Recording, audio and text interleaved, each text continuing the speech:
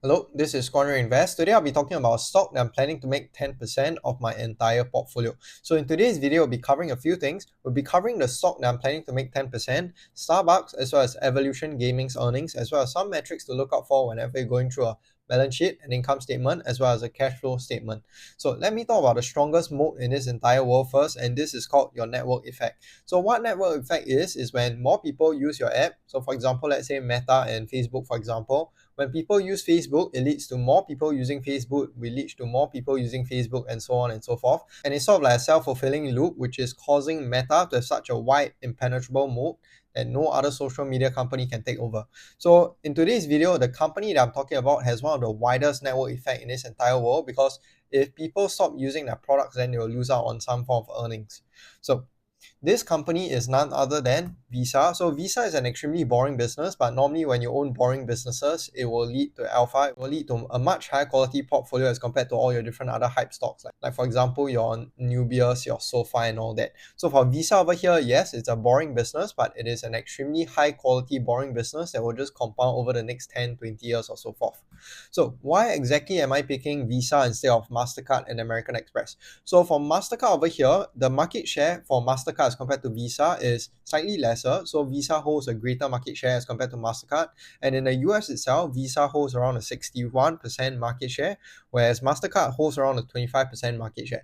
So the US is the place where most consumers will spend their money, and it is making up a large chunk of the entire globe's GDP over here. So having a greater market share in US itself is definitely greater than having a greater market share elsewhere. So for MasterCard, they have a greater market share in Europe itself. I prefer Visa having a greater market share in the US as compared to in Europe. So the other portion on why I'm choosing Visa instead of American Express is simply because of credit risk.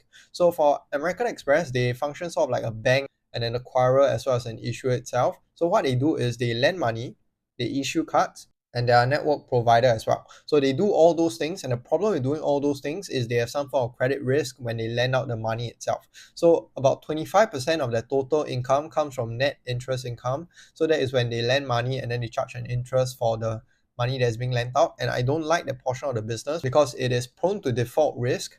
If people can't pay off all those debt, then it is just bad debt that American Express will have to hold. So for MasterCard and Visa, they don't have any form of credit risk. And for me, Visa is the most dominant one out of these three. And that's why I'm picking Visa out of all these three. But of course, I'm planning to split my position between Visa and MasterCard, both around equally weighted. So yeah, that is what I'm planning to do for my Visa and MasterCard positions. Hopefully I get the price soon in the future. So for Visa's business over here, it's mainly split out into three portions. They have the services revenue, data processing revenue, as well as the international transaction revenue.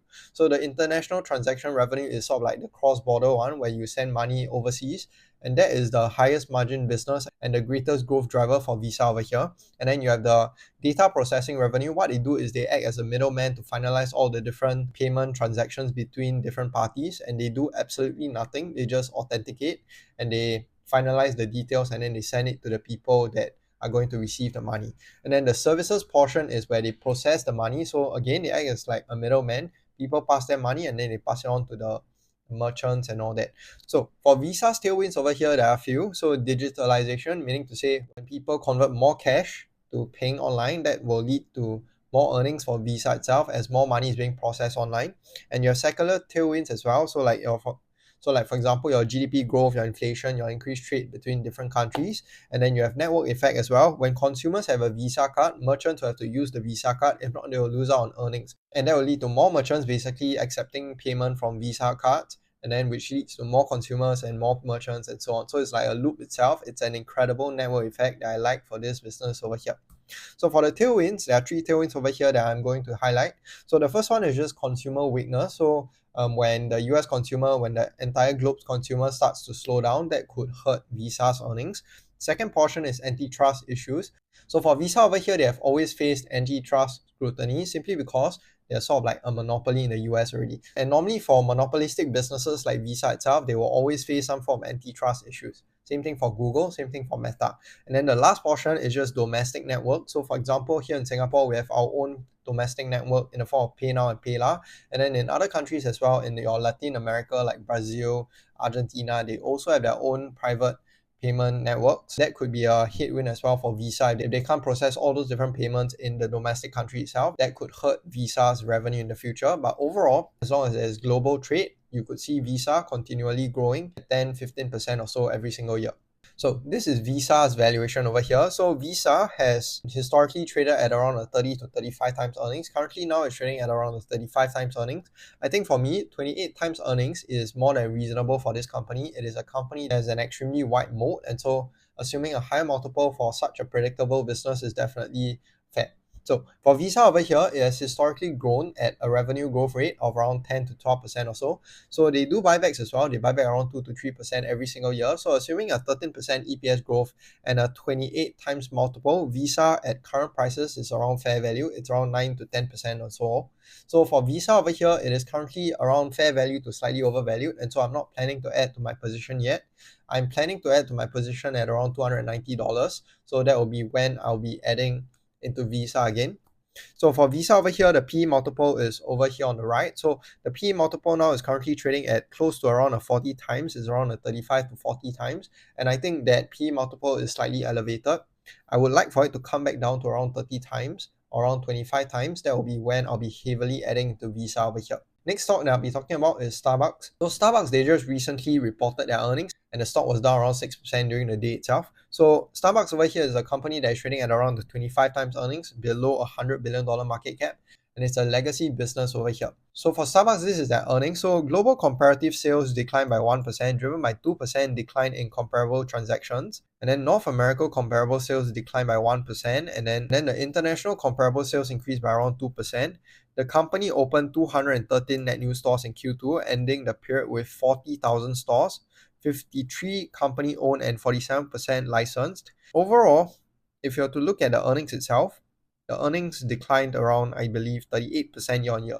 So the earnings declined 38% year on year. And for Starbucks itself, it's a turnaround story. So what exactly are you betting on if you're buying Starbucks today? It's simply just this guy over here, which is Brian Niccol. So Brian Niccol, he was the ex-CEO of Chipotle. He bought Chipotle out from some sort of food problem, and then he got that company out of the woods, and then he got Taco Bell out of the woods as well. For Starbucks over here, they have a good CEO in this guy called Brian Niccol over here. And if I were to own Starbucks, the entire story will just be around this guy over here, which is Brian Niccol. I mean, he's been successful with his last two restaurant companies, Taco Bell as well as Chipotle, so he will probably do well with this one. But it will take a while for him to turn this around. So for Starbucks over here, my summary is this. Starbucks is a turnaround play and it's a good bet on the current CEO. But the competition in the space is just simply too much. So you have companies like Luckin Coffee, for example. You have all your different other caffeinated drinks like your Monster Energy, your Celsius. All those different portions also make up the entire caffeine market. So for me, I think the current valuation is not too cheap as well. It's currently trading at around 25 times earnings. And post earnings, it will probably be at around a 27 times earnings. So the entire story will be around Brian Niccol. I don't like key man risk, and that's why I'm not planning to invest on Starbucks. But of course, if you're to buy this company just based off of the dividend, I think the dividend growth story for Starbucks is still there. It is yielding around a 3% dividend yield. So it's not too bad if you're buying Starbucks today. But for me, I don't think I'll be buying into this one simply because there's too much competition in the entire space. Next stock is Evolution Gaming. So Evolution Gaming is quite an interesting stock because it was one that I was looking back in the day. I was researching this one. I was looking into the fundamentals and all the different business model, and I basically stopped myself from investing into it. So this company over here is down around 19% just in one day, and the current PE ratio is close to a single digit already. So for Evolution Gaming over here, this is their earnings. So the net revenue increased by around 3.9%. But the problem with this business is that net revenue actually slowed by quite a fair bit this quarter. So the EBITDA margin, they dropped by around 1.1%, and then overall this business is just slowing and contracting. It is growing into the maturity phase where it will start to decline, and then from then on it will start giving out dividends and all that. So for Evolution Gaming over here, if you were to look at the revenue growth itself, revenue growth has basically tanked over the past 3 years. So it went from around double digit, which is around 13%, and now it's growing at only around 4%. So at a current PE of around 10 times, growing at around 4%, it is not too expensive, and fundamentally this company is extremely sound. It is a company that has 58% operating margin. Just imagine a company with 58% operating margin. I think only Visa, MasterCard, Adobe could rival those metrics over here. So for Evolution Gaming over here, this is their business model. What they do is they basically run the games for all your different online betting websites, and they have the largest market share in the entire world. So around 60% of all the betting websites in the world will host Evolution Gaming sort of like games over here. And fundamentally, this business is extremely sound. So if you're to look at the metrics itself, everything is growing, everything is doing well. But the problem with this business is the streets, they hate this stock. So it's currently now trading at a 10 times price to earnings. So is it time for you to buy into Evolution Gaming stock? So for me, I think I won't be touching this stock. They have around 60% of their entire revenue coming from unregulated gambling sites. And majority of that is in the Southeast Asia. So Southeast Asia is currently their greatest growth driver. And a lot of those unregulated websites, they come from Southeast Asia itself. So they rely on Southeast Asia, and Southeast Asia has the most unregulated sites. And if Southeast Asia countries starts to crack down on all these different gambling websites, then you could see Evolution Gaming's earnings getting hurt even more as well. So for me, I don't think I'll be touching into Evolution Gaming, although it is a company that has incredible fundamentals and valuation wise, it is quite good as well. So if you're looking for a deep value play, I think Evolution Gaming is not a bad bet. But for me, I'm looking to stay out of this business. I don't think it is one that I'll be looking at. I usually don't like turnaround plays. Last portion over here, I'll be answering some questions. So this person over here, he said, "Hi Guan, love your content and thanks for answering my questions previously. I was wondering if you could make a video on how to read financial statements released by companies. Which metrics and indicators do you look for while reading those financial statements?" So let me give you an example now. I'll be looking into Visa's earnings over here. So I'll be looking into Visa's earnings over here. This is the Q2 balance sheet, income statement, and cash flow statement over here.